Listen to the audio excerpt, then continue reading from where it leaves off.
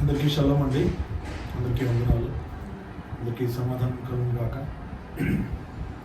So మనందరము మేము తండ్రిలోకి వచ్చిన తర్వాత ఇంకా అన్ని విషయాలన్నీ చాలా మందికి తెలిసే ఉంటాయి.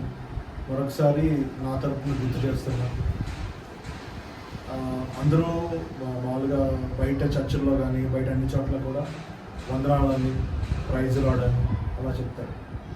కానీ ఏంటంటే మనకి త్వరలో రాయబడింది ఏంటంటే షలోమ్ అని ఉంటుంది. షలోమ్ అనేది హెబ్రూ మాట. దానికి అర్థం ఏంటంటే సమాధానం కలుగును కాక. అంటే మనశ్శాంతి. మనం మనశ్శాంతిగా ఉండాలి. మీకు నేను మనశ్శాంతిగా కనపడాలి. మీ మాటల ద్వారా, మీ చేతల ద్వారా నాకు మీరు అలాగే కనిపిస్తే అది మీకు మాకు బాగుంటుంది.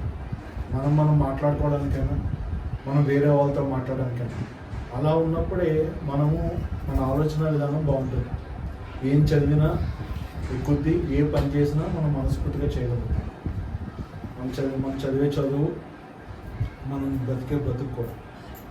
సో మన బ్రతుకు ఎలా బ్రతకాలి, ఎలా జీవించాలి అని తెలియజేసేదే త్వర మనం మాట్లాడే బైబిల్. అందులో ఉండే ఆజ్ఞలే మన జీవన విధానం. ఆజ్ఞలు ఎవరి కోసం ఇవ్వబడ్డాయంటే మన కోసం, దేవుని కోసం కాదు. ఏంటంటే మనము దేవుని చేరుకోవడానికి ఒక మార్గం. మనం ఏది మంచి ఏది చెడు అనేది చెప్పకపోతే, తెలియకపోతే మనిషి ఎలా పడితే అలా జీవిస్తాడు. ఆవేశం వస్తుంది. ఆవేశాలు లేని వాళ్ళు ఎవరూ లేరు. కానీ దాన్ని సర్దిద్దుకునేవాడే మనిషి. అందుకనే మనకి రాసి ఉంటుంది, కోపపడుడి కానీ పాపం చేయకూడదు. ఎందుకని రాయబడిందంటే మన మనసు గురించి తెలియజేస్తుంది, మన జీవన విధానాన్ని తెలియజేస్తుంది. ఆ జీవన విధానాన్ని తెలియజేసేదే మన ఈ పదార్థం. ఈ పదార్థంలో ప్రాముఖ్యంగా చెప్పుకోవాల్సింది ఏంటంటే, దాన్ని విడదీస్తే 613 ఆజ్ఞలు పదార్థం.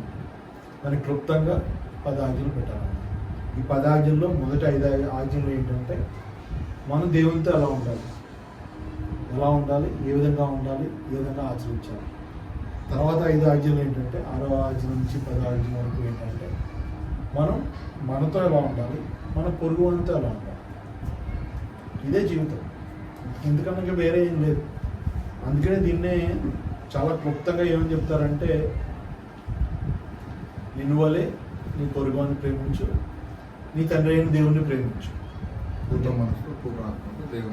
దేవుని ఎలా ప్రేమించాలంటే మొదటి 5 ఆజ్ఞలు.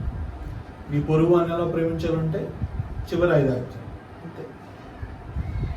ఏమని రాసిందంటే, మొట్టమొదటిగా నీ తండ్రి అయిన యెహోవాను నేను, నీ తండ్రి అయిన అదోనైన నేను తప్ప వేరొక తండ్రి మీకు లేరు.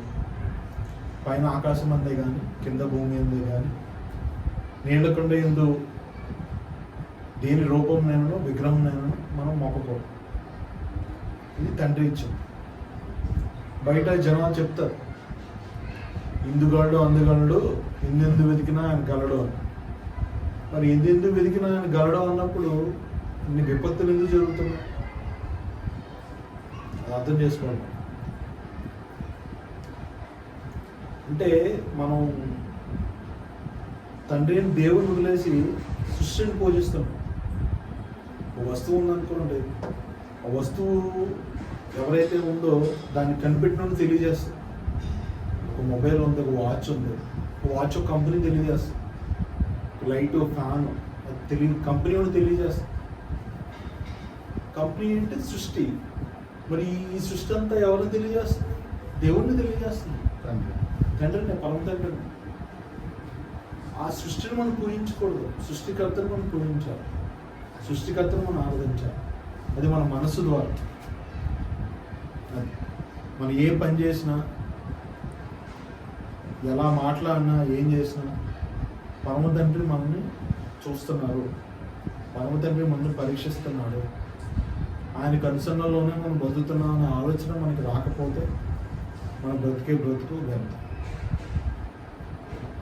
అదే మొదటి ఆజ్ఞలో ప్రాముఖ్యంగా చెప్పబడింది. సృష్టిని పూజించకూడదు. మనం ఏం చేసినా సృష్టికర్త మనం చూస్తున్నాడు అని తెలియజేసేది మొదట. సో ఇలా చెప్పుకుంటూ పోతే చాలా ఉన్నాయి, సమయం చాలా అయింది, నేను అన్ని కంపిస్తాను. ఆలోచన రాదు. ఇప్పుడు మన హైదరాబాద్ ఒక పెద్ద చర్చ్ ఉంది, లక్షల మంది వస్తారు, అక్కడికి వెళ్తారు అందరు. ఎందుకు? సంఖ్యను బట్టి పోయేటోళ్ళు. సంఖ్యను బట్టి పోతే దేవుడు యాక్సెప్ట్ చేయరు. దేని బట్టి పోవాలంటే పరలోకపు తండ్రి ఉద్దేశాన్ని, పరలోకపు ఒక ప్రణాళికను బట్టే మనిషి మనసు మార్చుకొని రావాలి తప్ప సంఖ్యను బట్టి పోకూడదు కదా. ఇప్పుడు నేను ఈరోజు చిన్న కారులో వస్తున్నా, రేపు పెద్ద కారులో వచ్చినా అనుకో, దాన్ని బట్టి నాకు విలువ రాకూడదు.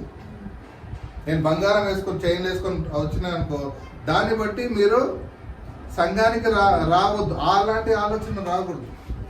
ఈ సంఘంలో 1000 మంది ఉంటారు అని అట్లాంటి ఆలోచన రాకూడదు. అర్థమవుతుందా? మీకు ఉన్నారా లేదా అని చెప్పడానికి ఇప్పుడు ఆయన చెప్పమన్నాను. సంఖ్యను బట్టి ఫాలోయింగ్ అనేది రాంగ్, శుద్ధ తప్పు, అది పాపం కిందికి వస్తుంది. అర్థమవుతుందా? 1000 మంది ఉన్నారు, హైదరాబాద్లో 1000 మంది ఉన్నారు, 10 ఆజ్ఞలు పాటించే వాళ్ళు. ఆంధ్రప్రదేశ్లో 1000 మంది ఉన్నారు, తెలంగాణలో తక్కువ, కానీ మొత్తం ఇండియాలో కొన్ని లక్షల మంది ఉన్నారు. వాళ్ళు కనబడరు, ఎక్కడ కనబడరు. నేను కనబడుతున్నానా? వస్తున్నాను, అలాగే వెళ్ళిపోతున్నాను, అవునా కదా? కనబడాల్సిన అవసరం లేదు. కనబడేది ఎవరికి కనబడాలి? పరమ తండ్రికి కనబడాలి. మనం ఆజ్ఞలు పాటిస్తున్నామా లేదా అనేది పరలోకం తండ్రికి మనకు కనబడితే పరమ తండ్రి కన్ఫర్మ్ చేస్తారు.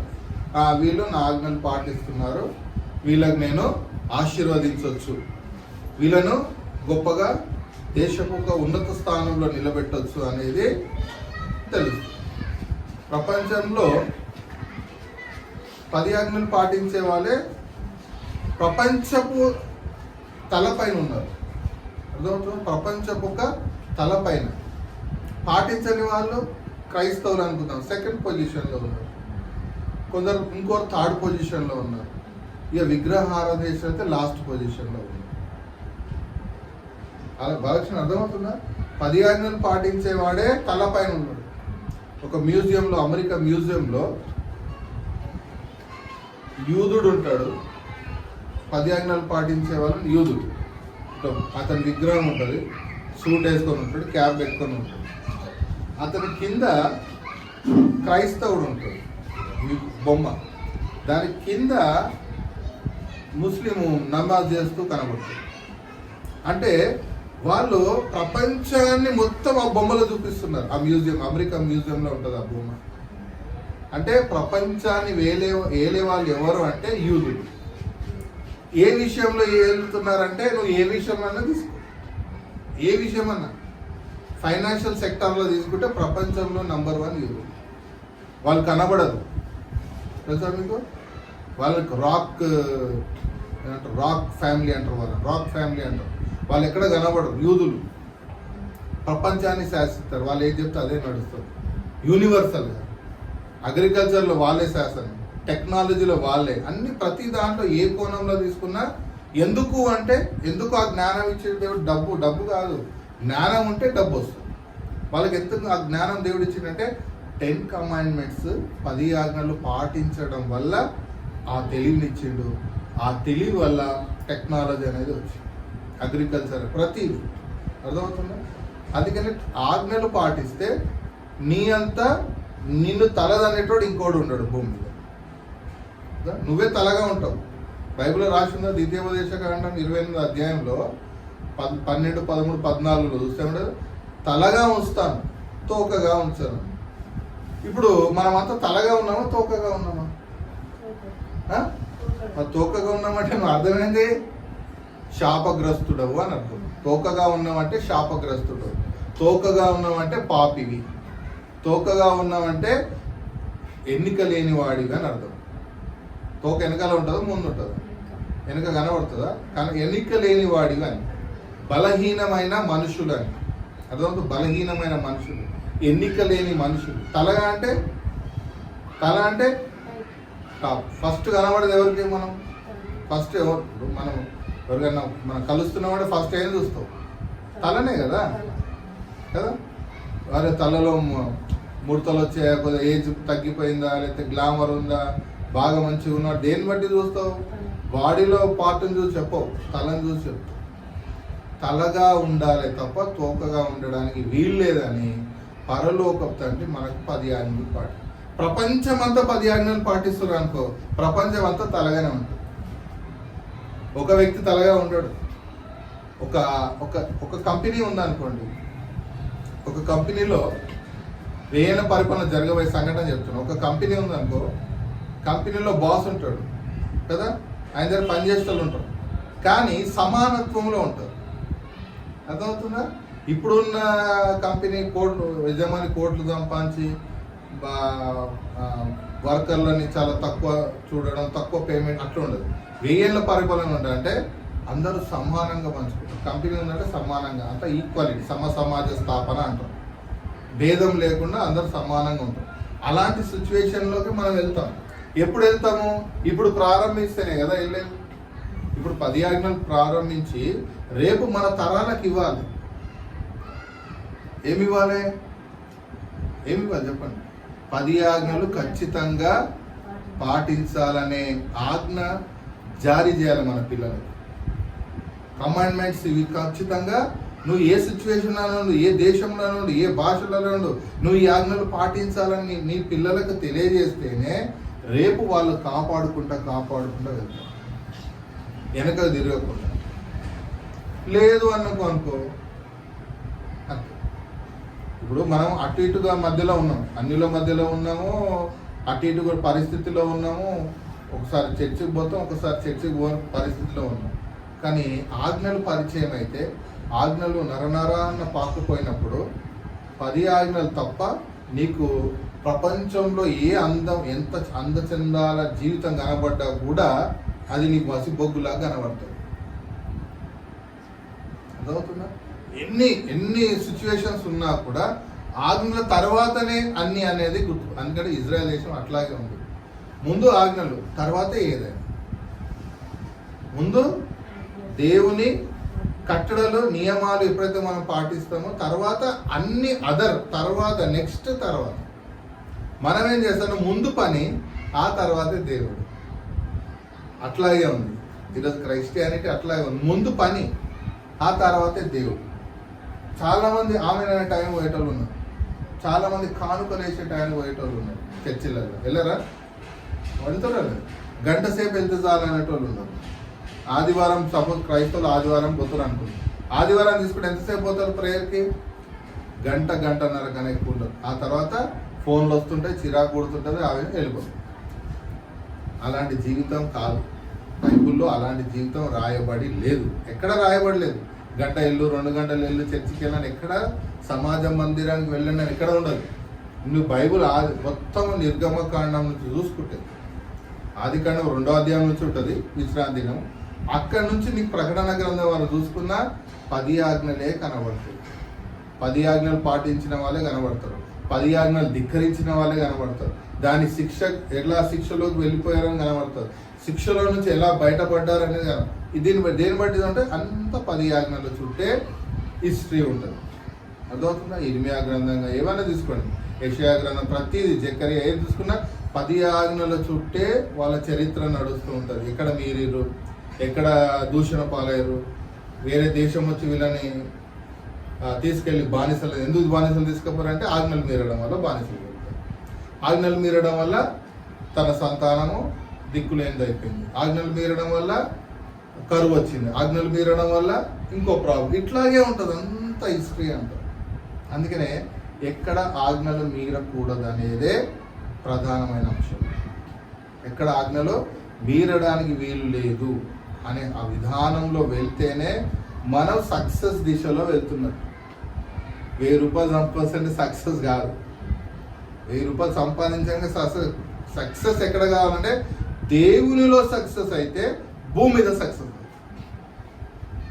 నేను 10 సంవత్సరాల నుంచి ఇక్కడ బోధించేది అదే. దేవునిలో నువ్వు ఆజ్ఞలు పాటించే దాంట్లో నువ్వు సక్సెస్ సాధిస్తే ఆటోమేటిక్గా నిన్ను తీసుకెళ్ళి ఏ దశలో ప్రయాణించాలి, ఏ విధానంలో నేను తీసుకెళ్ళాలి, ఎంత గొప్పగా నిన్ను నిలబెట్టాలనేదే దేవుడు ప్లాన్. ముందు ఆయన ఆజ్ఞలు పాటించి సక్సెస్ కావాలి. మేము 10 ఆజ్ఞలు పాటించడానికి 10 సంవత్సరాలు నరకయాతన పడ్డాయి. దేని బట్టి నరకయాతన పడ్డా అంటే 10 ఆజ్ఞలకు ప్రాధాన్యత ఇవ్వడం వల్ల మనుషులల్లా ఎన్నిక లేని వాడిగా అయిపోయినా, డబ్బు లేకుండా ఇబ్బందులు. ఎందుకంటే పరీక్షలు అవి 10 సంవత్సరాలు ఏంది ఎగ్జామ్ దేవుడు పెట్టిండు, ఆ ఎగ్జామ్లోనే పాస్ అయిపోయింది. అర్థమవుతుందా? ఇప్పుడు టెన్షన్ పడలేను, ఏదైనా తండ్రి చిత్తం అనుకొని వదిలేసేస్తా, అది కాలం నడుస్తున్నాను. దీన్ని ఎప్పుడైతే మనం 10 ఆజ్ఞల మీద ఆధారపడి బ్రతుకుతామో, నీవు ఉన్నంతగా గొప్పగా, అది నీ ఊరే కావచ్చు, నువ్వు హైదరాబాద్లోనే కావచ్చు, నువ్వు పలానా ఊరే కావచ్చు, పలానా దేశమే కావచ్చు, నీకన్నా గొప్పవాడు ఇంకొక వ్యక్తి ఉండడు, ఇంకొక ఫ్యామిలీ ఉండదు. అర్థమవుతుంది వాళ్ళకి? దీన్ని బట్టి మీరు ముందుకెళ్ళాలి. ఓకే, ఇది మీరు ఎన్నిసార్లు వచ్చినా నేను ఇదే మాట మాట్లాడతాను, ప్రతి షబ్బాత్లో ఇదే మాట మాట్లాడతాను. ఎందుకంటే మీరు కంప్లీట్గా మారేంత వరకు ఇదే చెప్తారు. ఇప్పుడు పిల్లలకి ఏ అని పెట్టిస్తారు కదా నర్సరీలో, ఆడు ఏ వచ్చేంత వరకు పెట్టిస్తుందా లేదా టీచర్? బి ఎందుకు పెట్టదు? మొత్తం 26 ఆల్ఫాబెట్స్ ఎందుకు రాయారు? టీచర్ రాస్తుందా? నువ్వేం చేస్తావు? చిన్న పిల్లలు కనబడితే ఫస్ట్ ఏ అని రాసిస్తావు, ఏ వచ్చిన తర్వాత ఏం చేస్తాము? బి అని రాస్తాం. నేను కూడా అట్లాగే. మీరు 10 ఆజ్ఞల్లో నిలబడితేనే మిగతా అంశాల గురించి మాట్లాడుకోవడానికి ఆస్కారం ఉంటుంది. మీరు 10 ఆజ్ఞల్లో నిలబడలేదనుకో, నేను నెక్స్ట్ ఇంకొక విషయాన్ని ఏం చెప్పగలుగుతాం? చెప్పలేము కదా. చెప్పినా అర్థం కాదు. అవును కదా. ఓకే.